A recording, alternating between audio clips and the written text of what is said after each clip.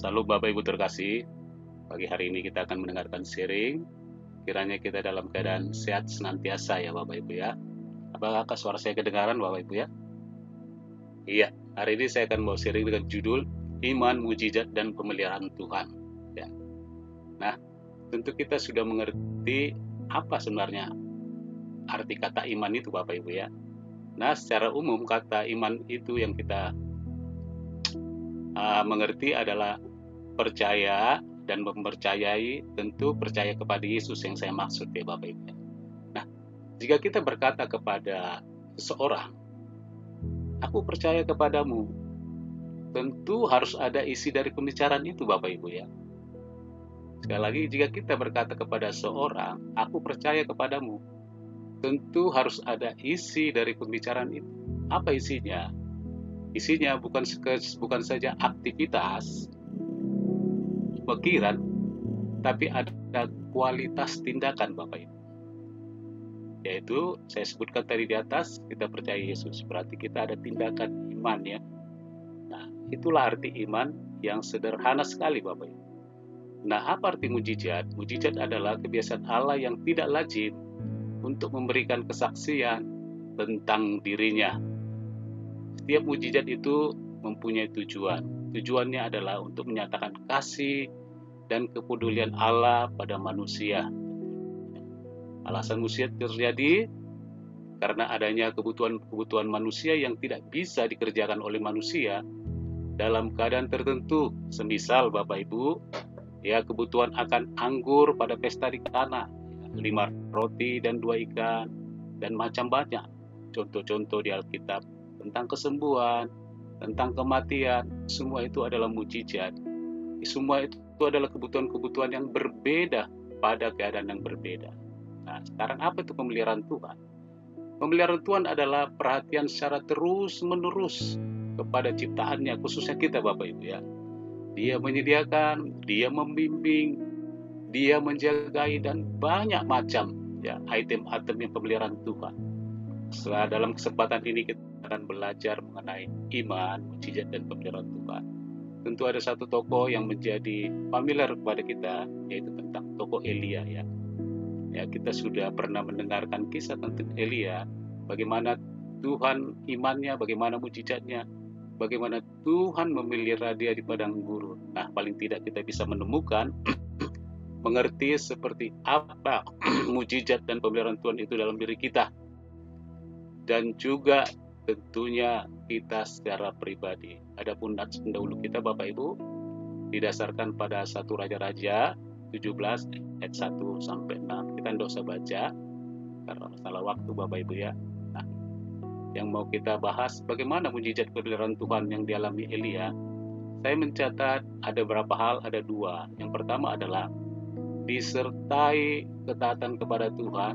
Yang kedua adalah dipelihara dalam kemustahilan. Kita akan bahas dalam hal yang pertama, disertai dengan ketaatan kepada Tuhan. Begini Bapak Ibu, yang saya dapati bahwa ketaatan natural itu tidak bisa dibangun dalam kehidupan semalam.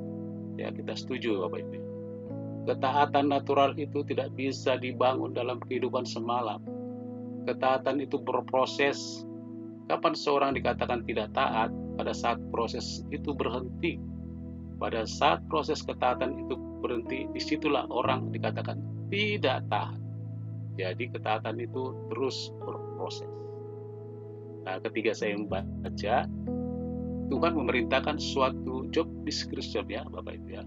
Ketika Elia diperintahkan ke Sungai Kerit, disitulah proses taat sudah dimulai Bapak Ibu. Ya.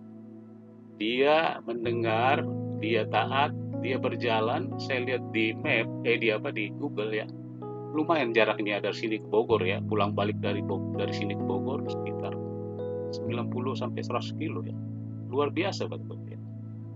Bisakah Elia pergi ke Sungai Yordan Bapak Ibu? Ketika perintah itu datang kepada dia, pergi ke Sungai Kerit. Nah, ini menjadi pertanyaan bagi kita. Bisakah Elia pergi ke Sungai Yordan? Bisa Bapak Ibu. Dan itu sangat dimungkinkan untuk setiap orang. Karena apa Bapak Ibu? Karena Yakobus 5 ayat 17 berkata bahwa Elia itu manusia biasa seperti kita, ada rasa takut, ada rasa bimbang, ada rasa khawatir, sangat bisa Bapak Ibu. Pernah ada sosok seorang nabi diceritakan dalam Alkitab, yaitu Nabi Yunus, bahwa dia melakukan ketidaktaatan ketika job diberikan kepada dia untuk pergi ke Niniwe. Dia lari, tapi dia melawan proses ketaatan itu Bapak Ibu. Dan akibatnya Tuhan paksa Bapak Ibu. Karena melawan proses ketaatan, Tuhan paksa dengan berbagai macam persoalan Bapak. Dibuang ke laut, dimakan ikan besar ya, bukan ikan hiu atau ikan paus ya, dimakan ikan besar Bapak Ibu. Jadi akibatnya Tuhan paksa ketaatan itu supaya dia bisa melakukan. Berhentilah proses ketaatan itu Bapak Ibu. Tapi tujuan Tuhan tidak akan pernah berhenti untuk sesuatu yang mulia Bapak. Jadi kita dapati bahwa ketaatan itu bukan soal mau atau tidak, tapi lebih pada kepatuhan menjalani. Karena sudah jelas perintah Tuhan, tapi orang tidak mau mentaati dan menjalani. Namun kita dapati bahwa Elia taat akan perintah. Nah, ini yang harus kita sikapi Bapak Ibu ya. Gini saya dapati, jika Elia pergi ke Sungai Yordan, tentunya Elia tidak akan mendapat daging dan roti, Bapak. Setuju ya, Bapak ya? Jika Elia pergi ke Sungai Yordan, tidak mentaati perintah, Elia tidak akan mendapat daging dan roti.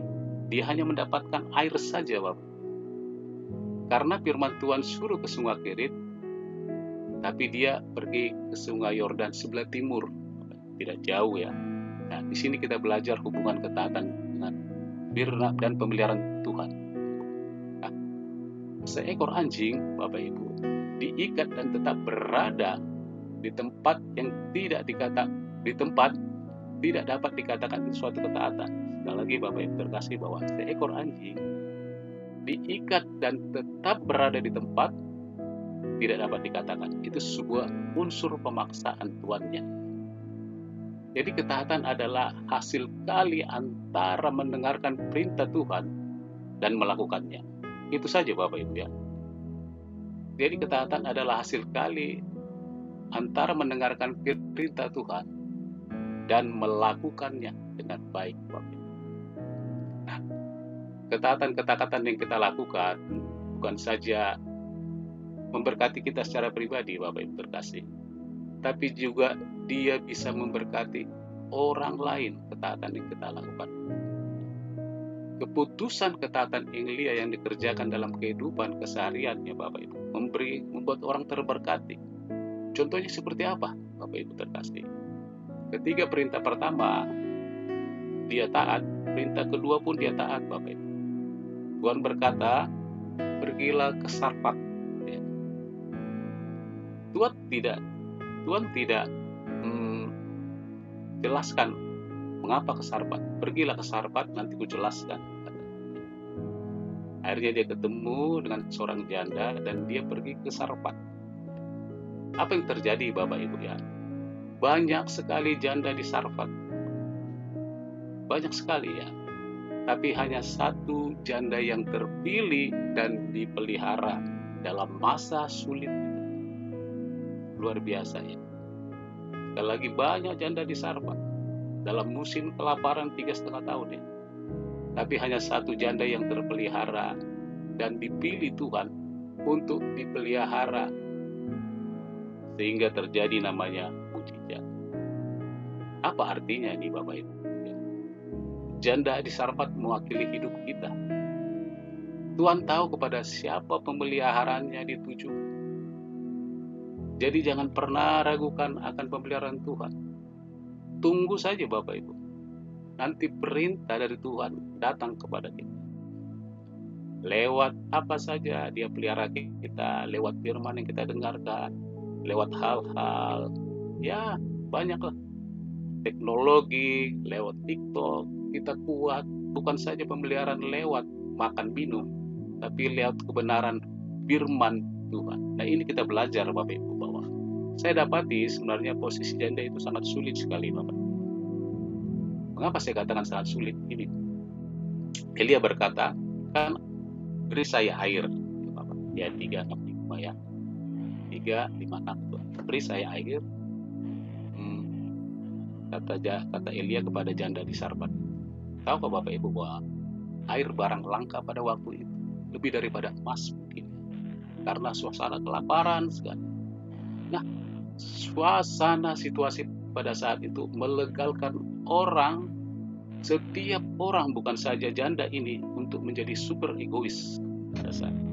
Sekali lagi, bahwa dalam kondisi tersebut bahwa setiap orang dilegalkan untuk menjadi super egois karena ketersediaan air pada saat itu. Tapi apa yang kita dapati, Bapak Ibu terkasih, didapati janda itu taat dan memberi yang terbaik pada saat itu. Karena apa? Karena dia taat kepada hamba Tuhan. Pada saat itu hamba Tuhan adalah mewakili perkataan Tuhan. Ya, mewakili perkataan Tuhan. Ini mengingatkan kita, Bapak Ibu, untuk peka kepada orang lain pada masa-masa sulit ini, Bapak Ibu. Ya. Dan saya ceritakan, Bapak Ibu, ya.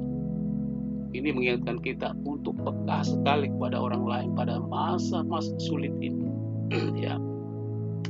Karena tanpa kita sadari, bisa saja kita dipakai Tuhan sebagai alat untuk memelihara kehidupan orang lain pada saat kita sendiri mengalami kesulitan. Nah, sekali lagi Bapak Ibu, ya, disinilah kita harus peka. Bisa saja kita menjadi alat dalam tangan Tuhan untuk memelihara hidup orang lain pada saat kita sendiri mengalami kesulitan. Inilah pelajaran yang menarik dari janda di Sarfat. Nah, saya dapati begini, bahwa salah satu tantangan orang percaya bukan di ketaatan itu, Bapak Ibu, tapi dia menunda-nunda ketaatan yang diberikan oleh firman Tuhan lewat nasihat-nasihat orang lain. Sehingga proses ketaatan itu berhenti pada saat itu ketika dia menunda ketaatan. Jika kita menunda ketaatan, tentunya konsekuensi kita sama dengan tidak taat. Dan itu rumus, ya Bapak Ibu, sama dengan tidak taat. Nah, ketika kita taat, tentu ada berkat-berkat yang menyertai, yaitu orang lain terberkati. Suatu saat Bapak Ibu terkasih, bahwa istri saya beberapa minggu lalu pergi ke supermarket namanya Tiptop di Romangun, terkenal ya. Dia pergi beli beras santai saja. Harga beras naik dia. Dia beli satu, tapi orang sudah banyak ngambil 5 karung. Panik Bapak Ibu karena hal-hal itu. Harga beras pun melonjak pada saat ini sampai sekarang ya. Lalu datanglah undangan, saya sebagai RT datanglah undangan dari kelurahan, bahwa ada warga saya mendapat undangan dari Bulog, 3 warga saya ya, untuk mendapatkan beras 10 kilo ya, 10 kilo. Saya lihat namanya tidak berada di domisil saya, orang di Cempaka Putih, saya di Pulau Gadung. Di KTP itu dia bukan warga saya, ada di Cipinang, ada di tempat lain. Dalam jumlah itu, dalam peraturan itu, jika seorang warga dan tidak berdomisili dan tidak ber-KTP di tempat saya sebagai RT bisa wajib menggantikannya kepada siapa saja. Itu hak RT, tidak dipermasalahkan, dan ada formulirnya untuk menggantikan itu. Dan ada statement. Saya bisa lakukan itu, Bapak Ibu. Saya bisa lakukan itu, mengambil 30 kilo buat saya. Tapi saya ingat perkara ini. Ketaatan itu bisa saja memelihara orang lain. Lalu saya cek namanya ini, masih ada teleponnya. Itu ada undangan nih dari Bulog nih, dia tinggal di rumah susu di Cipinang sana ya. Ya ini ada undangan ya. Undangan apa? Dari Bulog dapat beras ya. Hampir semua DKI mendapat jatah itu, tapi tidak terbatas. Nah, datang ke rumah saya, ambil undangan ini, pergi bawa kakak KTP. Ketika saya berjumpa dengan dia seperti menangis, seperti dia mau menyembah, terima kasih Pak, terima kasih. Saya lagi butuh beras. Seperti itulah Bapak Ibu. 3 itu saya berikan kepada haknya. Sebenarnya bisa menjadi hak saya, dan tak ada yang tahu Bapak Ibu, hanya Tuhan yang tahu. Saya berikan hak dia, diberikan. Akhirnya dia mendapatkan beras. Seperti itulah Bapak Ibu, saya katakan bahwa ketaatan yang kita lakukan itu bisa memberkati orang lain. Bisa saja Bapak Ibu, Tuhan sudah perintahkan bulog ini untuk warga yang berdoa karena beras ini. Tapi semua keputusan kepada saya, Bapak. Bisa saya patahkan keputusan ini. Dan janda di Sarfat itu pun bisa mematahkan keputusan Elia, tidak memberikan air kepada dia. Tapi karena proses ketaatan, kita tahu bahwa pemeliharaan Tuhan ada pada setiap keputusan dan ketaatan kita. Itulah yang kita cermati dalam hidup ini, Bapak. Ingat itu, Bapak Ibu. Kadang kita Tuhan pakai dalam masa sulit, Tuhan pakai kita untuk memelihara hidup orang lain. Itulah dasar kebenaran satu yang kita dapatkan dari pelajaran tentang tokoh iman Elia. Yang kedua adalah bagaimana mujizat dan pemeliharaan Tuhan selanjutnya dalam diri Elia, Bapak Ibu, ya. Dipelihara dalam kemustahilan, Bapak Ibu. Yang pertama ya disertai dengan ketaatan, yang kedua adalah dipelihara dalam kemustahilan. Begini Bapak Ibu terkasih, yang saya pelajari tentang Tuhan. Tuhan itu merancang setiap tutur katanya untuk membimbing Anda menuju kehidupan yang baik. Ya, Tuhan itu merancang setiap tutur katanya untuk membimbing Anda menuju kehidupan yang baik. Tutur kata kita tidak seperti itu. Kita bisa menjebloskan orang, bisa menyakiti orang. Tapi tutur kata Tuhan, Dia rancang dengan sebuah kemampuan dan kepastian, tidak ada dusta, Bapak Ibu. Menuju kehidupan yang baik bagi siapa yang taat dan mendengarkan dan mau dipelihara oleh Tuhan tentunya. Nah, saya dapati bahwa dalam kamus Alkitab, dalam kamus Allah, tidak ada kata mustahil. Tidak ada pernah kata mustahil. Artinya, semua hal banyak dikerjakan. Bukan beberapa hal ya Bapak. Semua hal bisa dikerjakan Tuhan dalam hidupnya. Itulah yang saya katakan bahwa tujuan pemeliharaan Tuhan adalah untuk membimbing kita, menjaga kita, dan lain sebagainya. Kata mustahil yang pertama yang saya temui dan dicatat dalam Alkitab adalah dalam Kejadian 18 ayat 34 ya. Berkata demikian kalau nggak salah Bapak Ibu. Adakah sesuatu yang mustahil bagi Tuhan? Ya, dalam Kejadian 18 ayat 14. Nah, ini suatu pertanyaan Bapak Ibu, tidak perlu jawaban. Namanya aksioma ya. Aksioma itu suatu pertanyaan yang tidak memerlukan jawaban, karena jawaban sudah ada di perkataan itu, Bapak Ibu. Ya, tujuannya untuk apa Bapak Ibu? Tuhan mengatakan seperti itu. Adakah yang mustahil bagi saya? Tujuannya adalah untuk mempersuasi kita bahwa kebenaran perkataan Allah satu-satunya kebenaran yang harus kita percayai, dan pasti dengan muatan pemeliharaan Bapak. Ingat, muatannya pemeliharaan, tidak ada muatan lain-lain. Tidak ada muatan supaya kita menyembah, supaya kita tunduk, supaya kita tuh macam lah Bapak Ibu. Nah, muatannya hanya tujuan mengadakan mujizat, membuat suatu pemeliharaan bagi kita orang percaya, khususnya dalam Jum ini. Sehingga yang kita dapati konten berpikir kita Bapak Ibu memutuskan untuk menyetujui kebenaran itu dengan sebuah tindakan, yaitu ketaatan. Ketika datang ketaatan, maka iman kita akan bertumbuh secara perlahan Bapak Ibu. Karena itu prosesnya Bapak Ibu. Karena itu hierarkinya dan urutannya Bapak Ibu. Di mana ada iman, di situ ada ketaatan.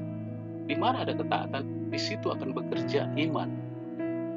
Tujuannya seperti saya katakan, untuk pemeliharaan kita dari hari ke hari, sampai masa tua kita, sampai kita dipanggil suatu waktu.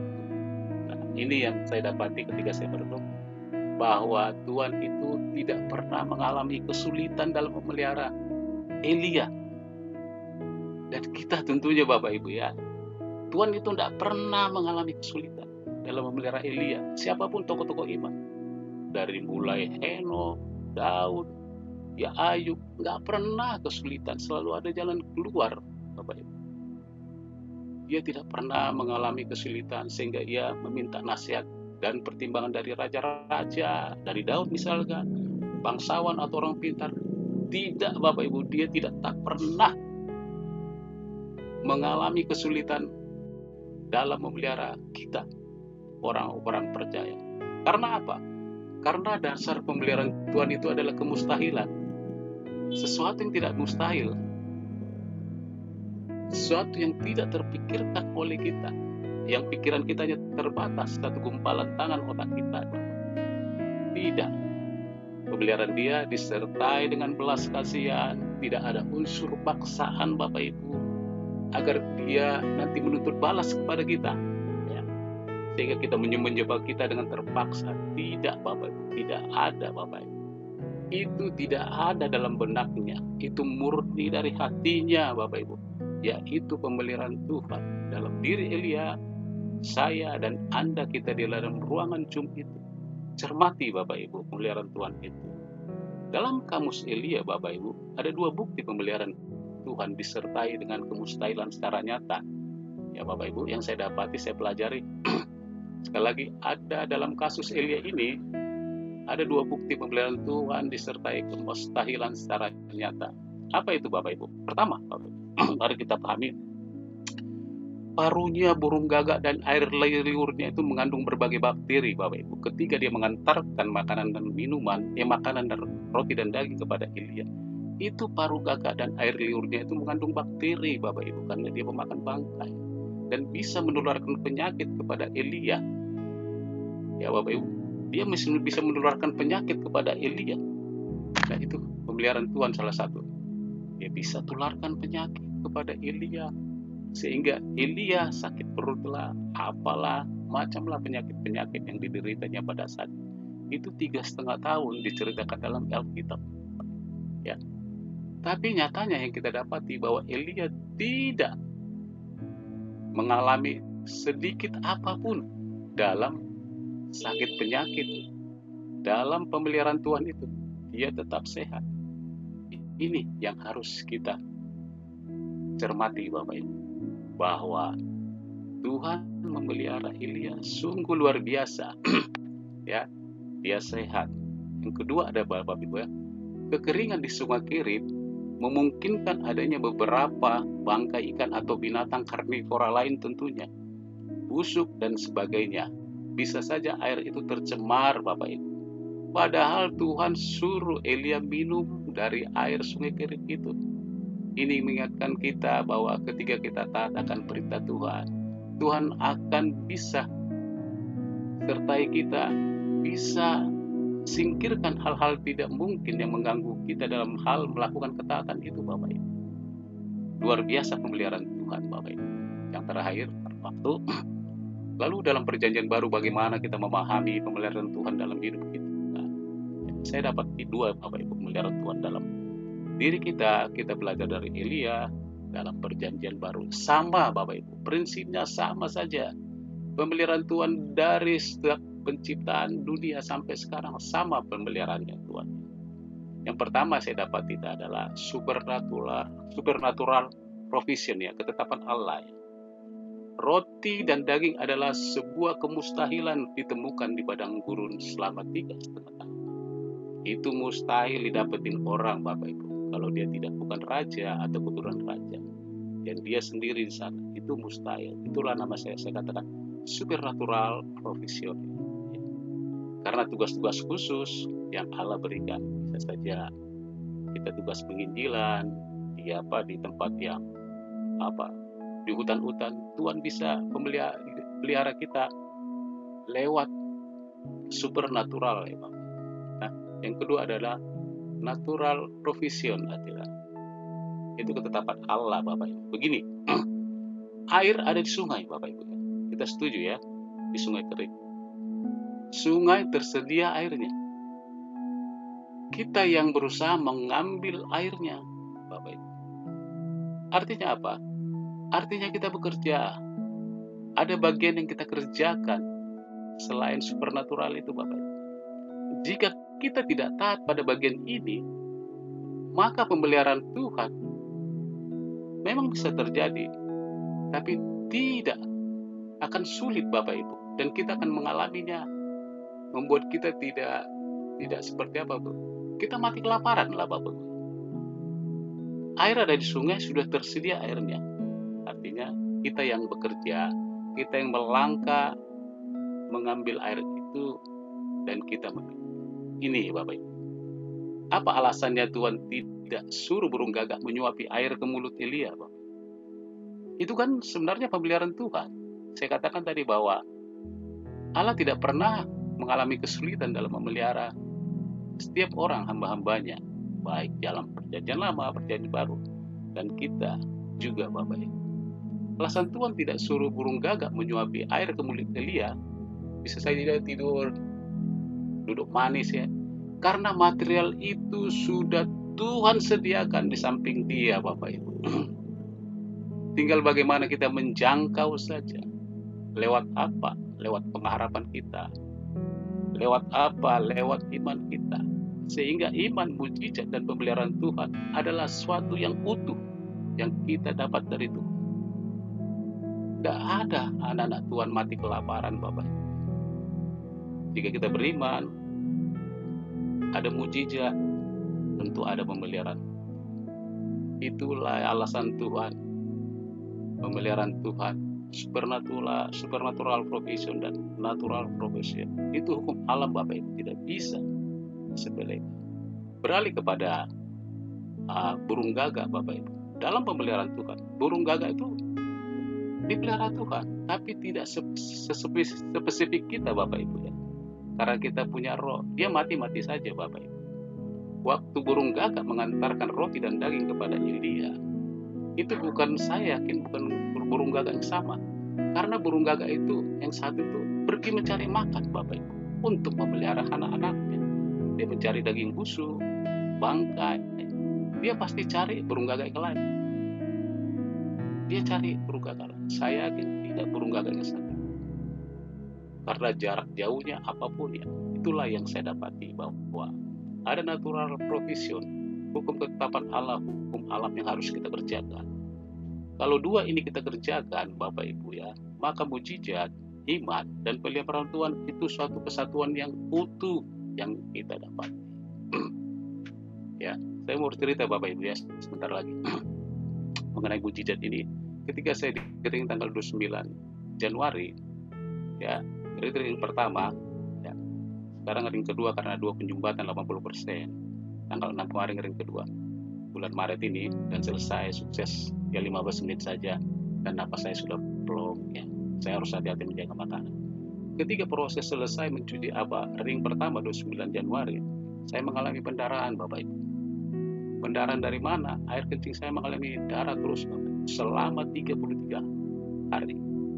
Saya tenang, saya tahu ini dalam pemeliharaan Tuhan. Saya lihat keadaan hitam. Kenapa? Saya periksakan lagi di USG semua aman semua, Bapak Ibu. Kenapa bisa ya? Saya hampir stres, tapi saya tenang. Saya percaya pemeliharaan.